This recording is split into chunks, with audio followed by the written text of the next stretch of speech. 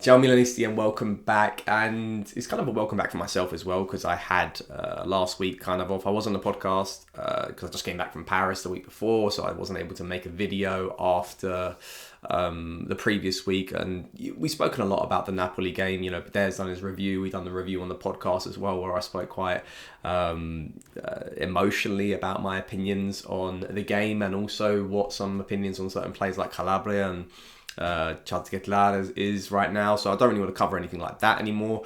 I do want to cover something that's quite relevant and quite disappointing coming from the international break, which is our injury luck. And once again, God or the devil, whichever one you want to sort of think is affecting us right now, has shined its unlucky head on us, and here we are with more injuries coming into the next round of games, which is it's really disappointing. And before I get into the players that are injured and potentially the time that they might be injured for, I do want to say it is completely frustrating that we have this World Cup in the middle of the season, but completely the decision of a financial aspect with corruption and just getting the game out there in Qatar. And don't get me wrong, I've got no problem with it being in that country. It's just how the way it affects the regular season calendar, and it is going to affect it. And here we are with games every 3 to 4 days and no time for players to really catch rhythm or anything like that. And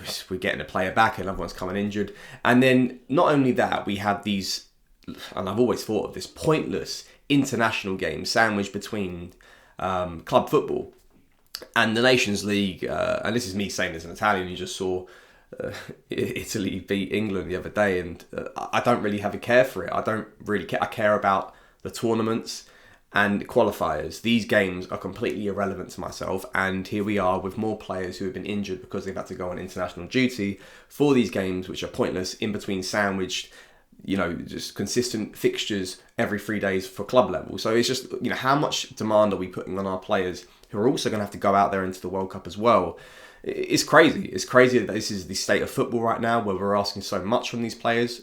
I agree they played a lot of money, but at the same time, it's beyond the point of physical exertion what they're being asked to do right now. So I'm not surprised that players are getting injured right now, and I don't think it's just going to be us. It's going to be other teams as well. So we can't just keep saying, no, it's only us. But this is the reality of the situation. So with all that being said, let's look at the injury unlucky luck that we have right now with the recent players that have been injured and kind of the totality of the players that we have out right now. And we'll talk about the main three which have come about from the this current international break, which we're still kind of going through right now. There's another week left until our game next weekend against Empoli away. The most notable one is Mike Mignon, and he's got a calf injury, a calf lesion on his left calf.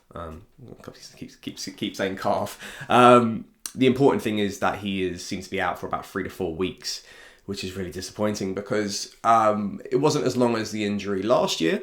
But at the same time, this comes at a massive point of our season when we look at the games coming up. 2 back-to-backs against Chelsea in the Champions League. We have a game against Juventus as well, which is quite crucial, considering the fact that their confidence is skyrocketed down to a low. Whereas would have been a great opportunity to really sort of hammer home our domination, or hopefully our domination over him in that game there. But back to Mignon. It's so disappointing, and recent news that we've had to get Cyprian Tatarusanu back into the Champions League squad because he previously wasn't in it. It was only Mignon and Miranti, just due to the amount of Italians that we had to sort of submit to the list. So we have been able to get Tata into that Champions League squad. That's the games where I feel like it affects it the most. Those 2 against Chelsea, home and away, where we're talking about a higher level of opposition.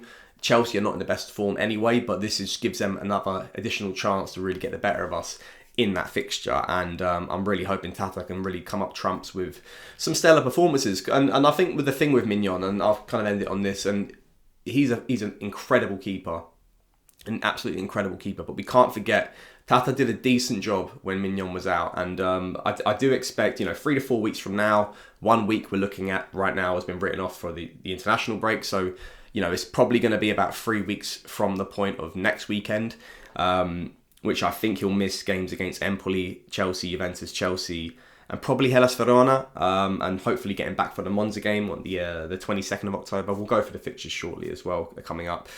So yeah, there's maybe some silver lining that he's not out for too long, but it's just a crucial period. The second player, obviously important, is Theo Hernandez.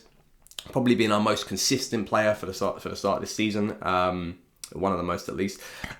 He's out for the Empoli game, certainly. This came from an abductor injury that he got while away with France. So he's out for the Empoli game, certainly. I'm not quite sure if he's going to be back for the Chelsea away fixture, which comes in the midweek after the Empoli game. I like to think he will be. This is the thing as well, with these injuries, we're not quite sure the total severity. We've seen it last year. You talk about Mignon as well. He came back earlier than expected. So I just wouldn't be surprised if they're saying now that he's going to be out until this game, but he might come back the game before that, because it all depends on their recovery period. So Teo's, I think, certainly out for the Empoli away fixture, so I'm hoping he comes back for the Chelsea game. Once again, disappointing because he's such a crucial player for us. He's racked up the most minutes from our outfield players so far this season as well, so that's saying something. Sandro Tonali, I'm not quite sure what his injury was, but I know he pulled out of the Italy camp. But he, along with Calabria, who got an injury in that game against Napoli, and Rebic, who's had injury problems for the start of this season, they are back to individual training right now. So the hope is that they are back for that Empoli game in some aspect, or even if starting on the bench or something like that. Just getting them back in the squad will be crucial. So that's Calabria, Tonali, and Rebic. Simon Kjaer, he got a minor injury as well just recently with Denmark. So not quite sure, once again, with the severity of that. I'm hoping it's just really nothing. It sounds like it's nothing. And he'll be back in time for the Empoli game. Divock Origi, I don't know. I know he was supposed to go out to, I don't know if it was Belgium or to England or something like that, to see a specialist to deal with his consistent injuries that he's had so far this season. Not quite sure when we'll be expecting him back, so that's another one. That's a massive question mark. But hoping getting Rebic back will be sort of a way to alleviate the pressure on Giroud and Rafael Leao. And the two other ones which we've known until 2023, which is Ibrahimovic and Alessandro Florenzi, with their sort of long-term injuries. They won't be back until the turn of the new year. But, I'm not really looking at them. We've got cover. We bought in cover, especially this summer, to deal with their injuries. It's just mainly the Mignon one for me is the most... It's going to be the most affecting because it's for a longer period of time, and I'm hoping Theo Hernandez is back in time for the Chelsea game because he'll be so crucial. He's so crucial to this side. He's so crucial to our attack. Even our defence, I don't really trust Ballatore there. I don't trust putting a right back at left back. We need to get him back, hopefully, for that Chelsea game. And going off the back of that, let's look at the games coming up. And I know this sounds really disappointing that I'm kind of talking about injuries and the games coming up and how they might affect it. I do want to get to the silver lining come the end of this, though. So the game's coming up. So we'll look at from 1 month from now. So 1st of October, we got Empoli away. 5th of October, we have Chelsea away. 8th of October, Juventus at home. 11th of October, Chelsea at home. These are games every 3-4 days. This is crazy. 16th of October, Verona away. Monza at home on the 22nd of October. And then we play Zagreb away on the 25th of October. I've got a timeline in my mind when certain players are coming back, but these are games coming thick and fast. And the games other than the Chelsea fixtures, do these games look easier than the games we played at the start of the season? Yes, it does. But we're dealing with potentially missing out on players who are, certainly our best players anyway from last season into this season. Mignon, Theo, Tonali, we need to get them back as soon as possible and sort of alleviate the damage it might do on our fixtures. But the silver lining, and I've always got this silver lining anyway, because we can't just end videos with just negativity and sort of giving up on hope, because we've been through this situation before. We've seen a cluster of players be injured over a long period of time, but we've always seemed to deal with it. And this is where other rival fans can laugh and say this is where they're going to crumble, and it never happens. It never happens. Yes, there's always this, what if we had this player fit for that game? We could have gone a little bit further in the Europa League or the Champions League or whatever it might have been. Yes, but just generally we seem to get past these periods, and there comes some shining lights from the squad who just step up in those moments. So, all is not lost. I'm hoping, especially from Tata, some great above and beyond performances, more than what we expect from the player. And yeah, I just but always believe in the heart of this side, because just never give up on it, despite the fact that we might be missing crucial players. Leao's back. He's going to hopefully blow this competition up in the Champions League and just let the world know how good of a player he is. And Giroud is just... And I think these are the last two players I want to get on to, Giroud and Leao. Leao, this is his moment now. You know, Teo might be injured for that Chelsea game. Attack them, man. Just get at them, because there's certainly ways that we can get at Chelsea here, especially Juventus as well. So this is really moments I do expect Leao to really take the ball by the horns. He started fantastically this season. I think he's on 3 goals in all competitions, and I think about 6 assists as well. So he's doing amazingly so far with 9 goal contributions. Giroud has just been... So Giroud...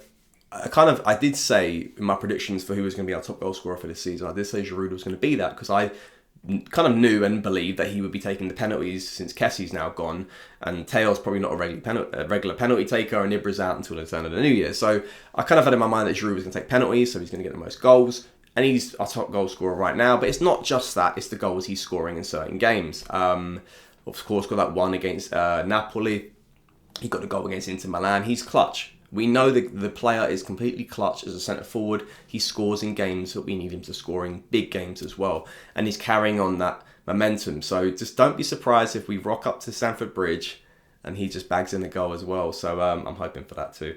But then at the same time as well, the guy's like, 35, 36 years old, and we're asking so much from him, and he's just completely delivering on all fronts. So tip my hats off massively to Olivier Giroud and Rafael Leao, who have just been carrying this attack game to game, and and who knows, Salamakers might get a goal as well at Stamford Bridge. But anyway, I'm just sort of going off key here.